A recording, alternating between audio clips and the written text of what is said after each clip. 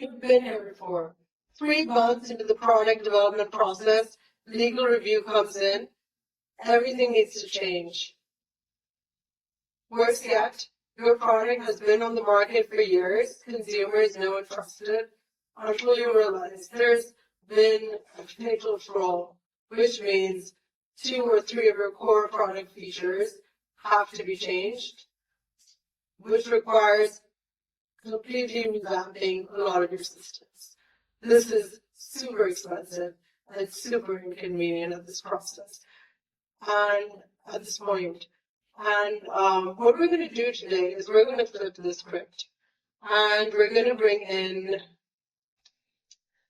legal review to whiteboarding product design from day one.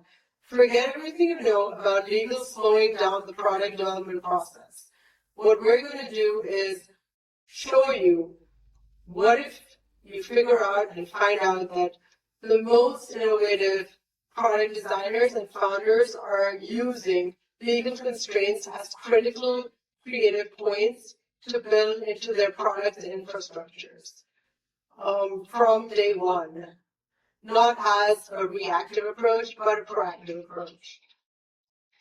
So today we're going to look at VeriCheck, which is a blockchain-powered platform for sourcing and tracing raw materials to finished products across EU, US, and major markets in the Middle East, in the APAC region, right? So what we did is we came in with our legal design function where we're helping you create these infrastructures and tools. We're also launching you across 8 major markets simultaneously within the span of a few months. So it's not like later down the line you figure out that there is an issue with what you've done already, but there is a pre-checked list that going into for the legal requirements, and then you're building that into the product design process at each stage. So, of course, I changed the name. So VeriCheck is the name that I've changed for a client that came in this past year, but also changed some of the critical product features to ensure that the high confidentiality and ethical requirements that I'm bound by are maintained throughout this process. So let me take you through the pre-built legal product review checklist for this product, and as we do, we're going to start off with the regulatory requirements as well as the jurisdictions and markets in which this product is going to operate, which determines what you need to look at in terms of regulation and the consumers that you're looking to serve. For instance, if we identify this product, if we talk about VeriCheck, we're looking at sustainability standards, we're looking at blockchain technology, and we're looking at data that is being moved, as well as these physical goods consisting of the supply chain management systems, right? So let's look at that. And for instance, the Federal Trade Commission of the US, FTC, has green guides to ensure that environmental claims are not misleading to consumers, and those are abided by when declaring product 100% organic, carbon neutral, fair trade, all these categories. And of course, these categories differ across whether it's the US market or the EU market. So these certifications and standards are not across the board, and that's what we're going to look at today. So the first thing is the jurisdiction, the regulators. What are the regulators? The second thing is the product features and the risk triggers. So 2 or 3 of the core features of this product will be examined, and that's going to give a very good baseline for anyone developing product to understand what are the core innovative features of your product and how you can look into thinking about protecting those. Because a lot of the times the founders that come up to me or they haven't started development and they're like, okay, we want to know about regulation, but we're probably going to design it first and develop it, and then we're going to build that in at a later stage. But that's not ideal. Of course, what's ideal is to understand when and where your regulatory triggers, your risk factors exist, and to protect yourself from that from day one, right? So the third thing is IP, protecting your intellectual property and branding, consisting of licensing, trademarks, all of those. Fourthly, we're looking at data, right?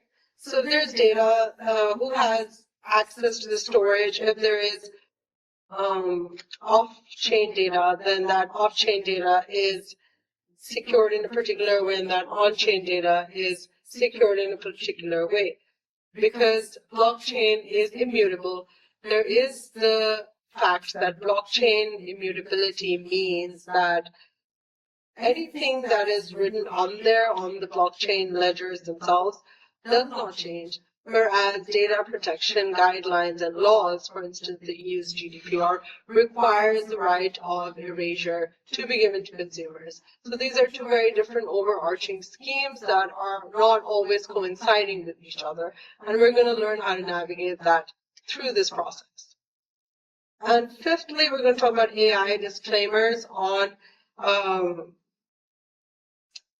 disclaimers as required. So this is like the checklist, and these are the 5 features of that checklist that we just spoke about. The 6th feature is marketing and sales, how disclaimers can be used effectively to really protect yourself and make sure that everything you're doing is verified. There is an unbreakable, there is a chain of data that is verifying exactly the claims that are being made. So our legal team didn't just review designs, they co-designed what evidence was required to go from unverified to verified.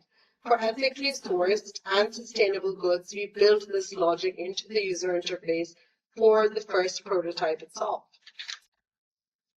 So going into the product design stages of development, let's get into that a little bit here. So the first stage, okay, this is like the second part of our analysis. The first part was the pre-launch legal product review checklist. The second part is the phases of development.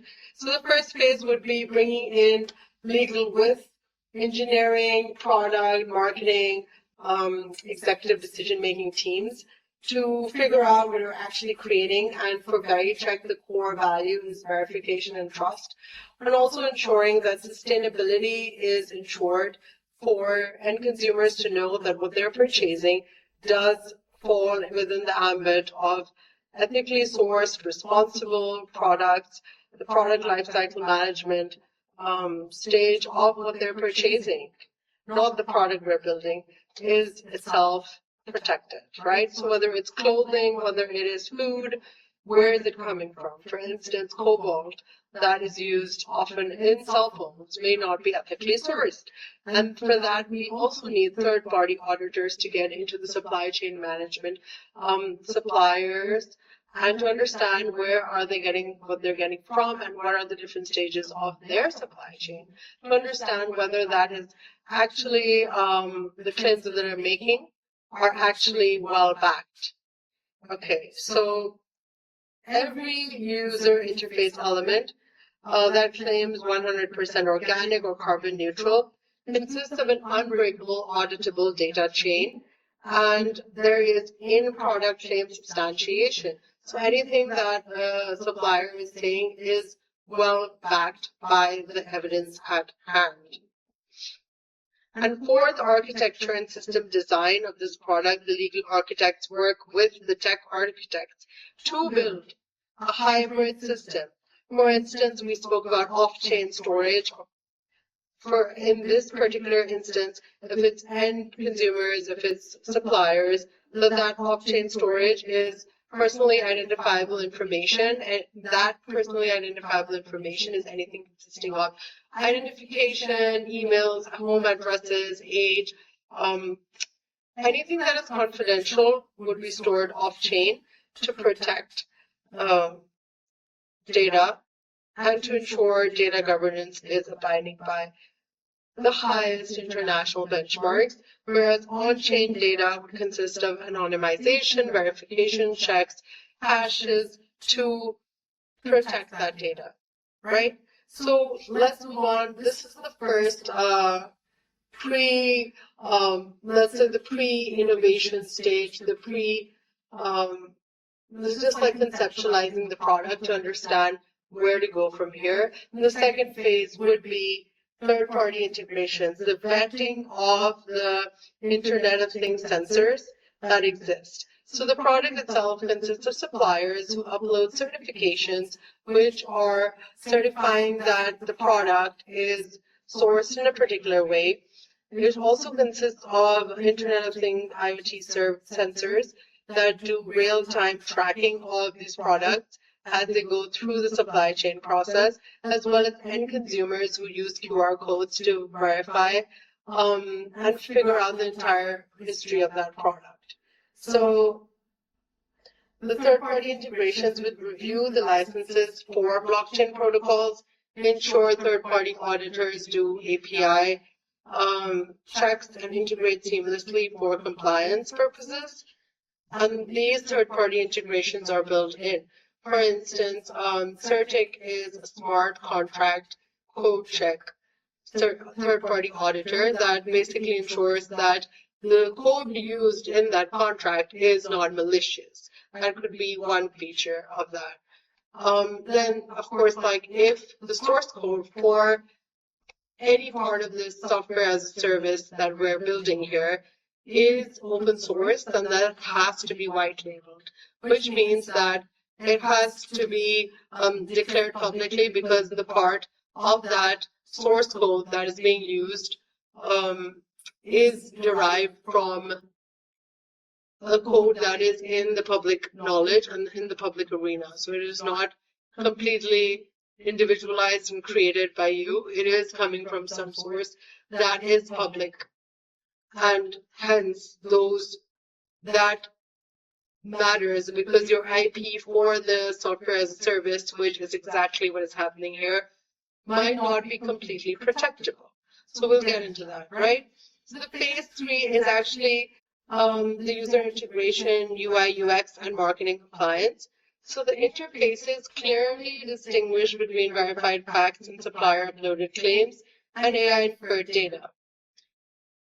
Here, it's very important to prevent greenwashing in dashboard, legal reviews, or visualization, labels, and sustainability score algorithms to ensure that the claims are verified and they are substantiated by evidence and they meet the international standards for declaring that good or product according to that category, whether it's clothing, whether it's electronics, that those requirements are met and the QR code result complies with the local labeling laws in those target markets.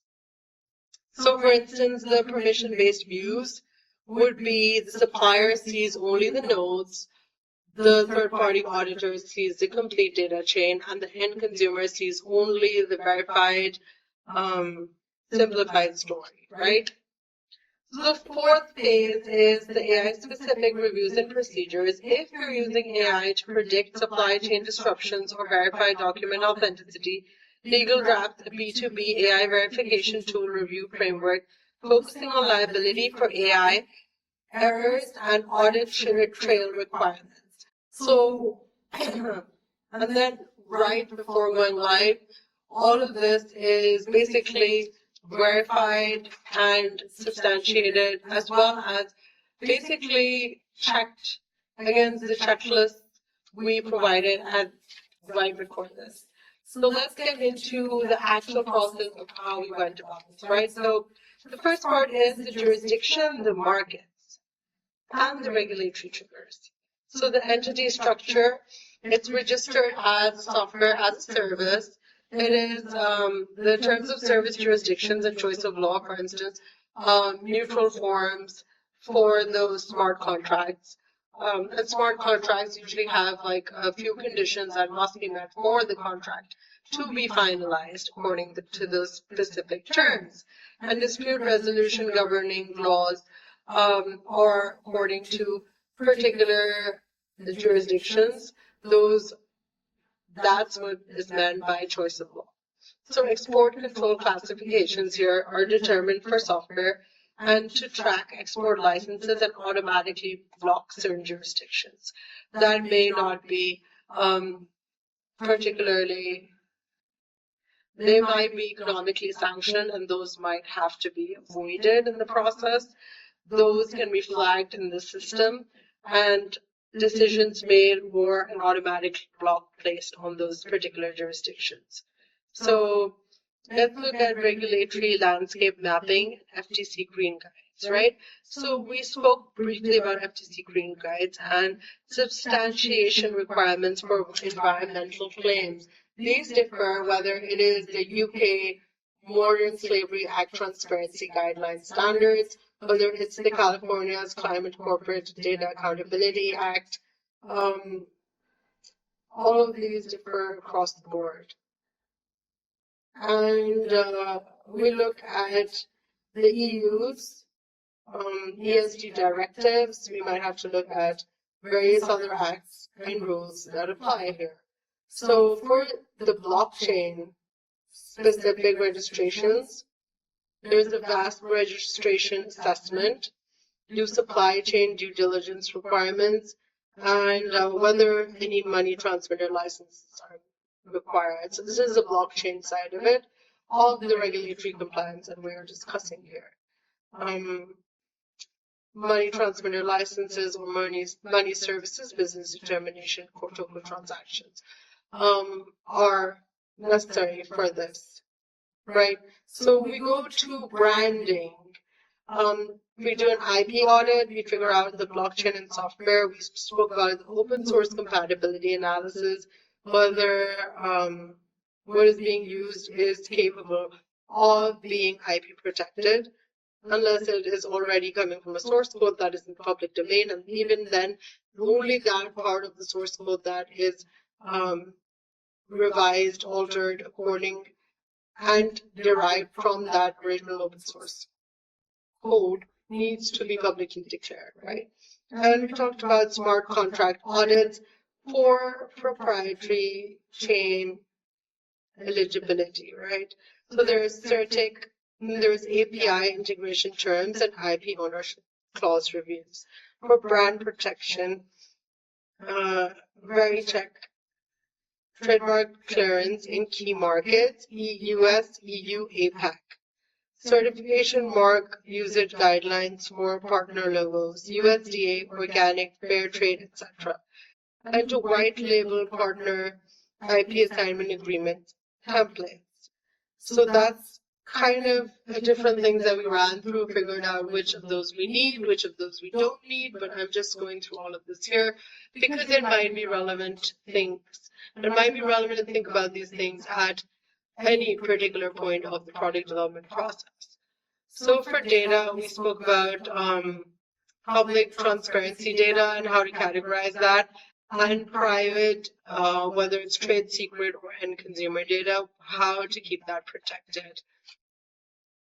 According to the US or the EU data privacy frameworks, as well as the relevant international data transfer mechanisms that are at play for that particular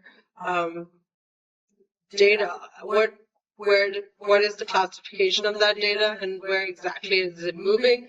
How is it going to be maintained? How is it going to be stored, accessed, retrieved, as well as deleted? When is it going to be deleted? Let's move to the product features. So supplier onboarding module, know your customer, as well as would know your customers, right? To have the basic background details, have a little bit of history. Here we have the know your supplier, right? So we do perhaps like who is the ultimate beneficial owner, UBO, collect and verify, as well as PEP screening, politically exposed persons. And to also look at sanctioned countries and perhaps there is a need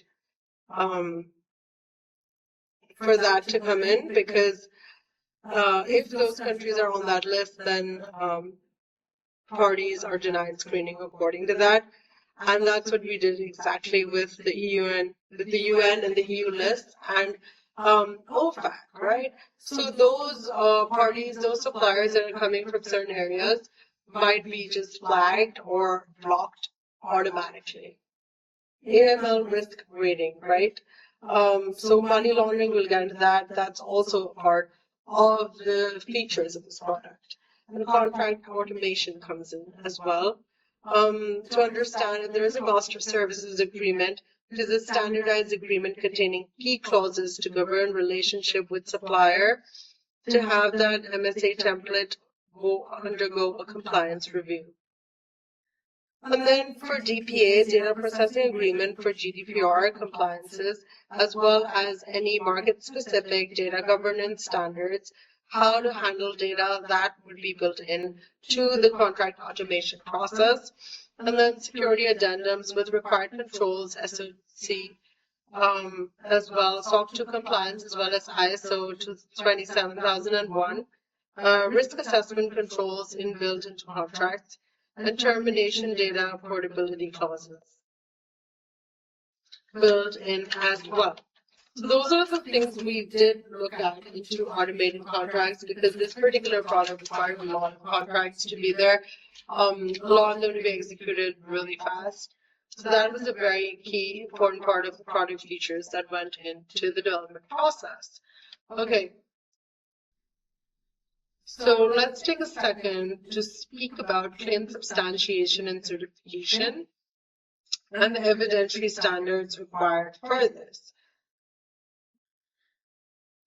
There is an auditable data chain that is required, and if it's organic according to USDA or EU organic certifications, there has to be an audit trail, and it has to be verified by a third party, requiring API certifications. So if there is an evidence or a hierarchy to know that audited trumps certified, trumps self-declared, trumps calculated. And there is a hierarchy of what evidence matters and what is a more verified claim from a supplier and what is less verified, and whether those standards are met adequately for it to go through to the next level.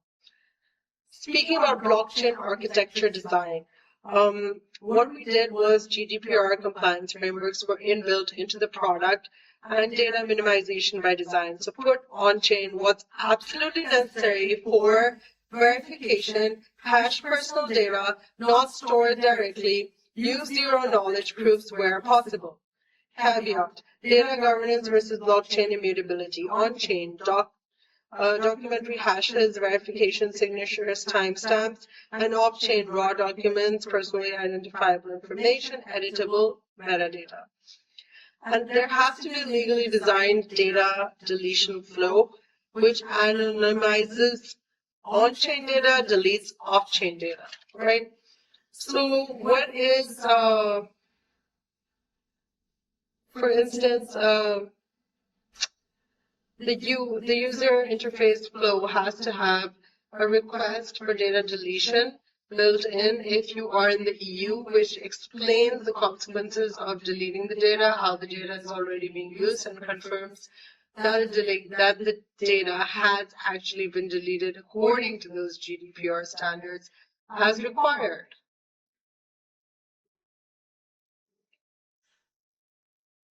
So let's move to the next trade compliance real-time screening system. There is export control screening with restricted types for new supplier onboarding, new shipment creation, route changes, mid-shipment, as well as mapping the whole supply chain that is required in real time and tracking those particular products as they go through that chain, right? Due diligence procedures, documentation at each step has to happen, and trade compliance, of course, goes with our very well-known anti-corruption, anti-money laundering laws, which consists of the UK Bribery Act compliance features, audit trail immutability requirements, and whistleblower reporting channels. to ensure that what is being moved is fairly traded, that it is complying with our requisite standards, and the geographic requirements are being met in a satisfactory manner. So that was VeriCheck. And this whole supply chain process consisting of the goods being moved, giving those results in real time for end consumers to know that. So this is how product design can be built in from day one into the entire process to ensure that there are minimal issues down the line. And those issues could consist of regulatory actions as well as just business continuity issues, that those fines are going to cost a lot of money for you to continue. And to protect yourself against that is integral. And that's exactly why product design, product and privacy go together hand in hand across markets in a way that benefits founders, consumers, regulators. There's just less of a headache, and your product is safe from day one. It is protected, whether on the internal front or the external front, from any sort of issues regarding what you're doing, by having those necessary controls. And risk management controls are measures taken to reduce risk, whether it's operational risk or any other sort of risk, legal risk, right? So that's what we spoke about today, and I sincerely hope this was helpful to founders, just even to provide a ground to understand the compliance and legal challenges, to build a sort of regulatory legal checklist before starting out. Wherever you are in the process, the earlier you start out thinking about these things, the better off you'll be. And I will see you later.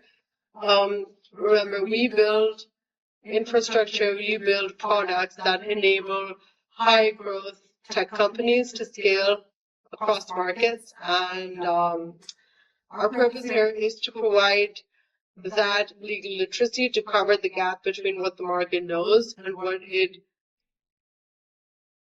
really wants to know. Because there are very few attorneys that understand international markets, that understand technology, that understand the frameworks that are required for these products to launch, to continue sustainably, and who have helped so many organizations achieve that purpose. So this is me, Dr. Sarah Fareed.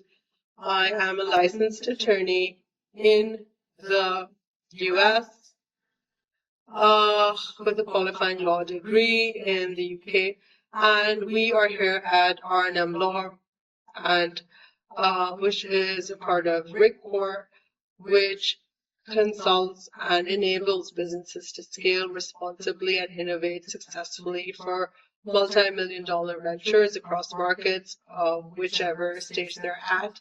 They can start thinking about these things. So I am going to sign off for this session, but we'll be back with more. So stay tuned for another session. And you can definitely send in your suggestions for what you find interesting. And we'll be back with more next time.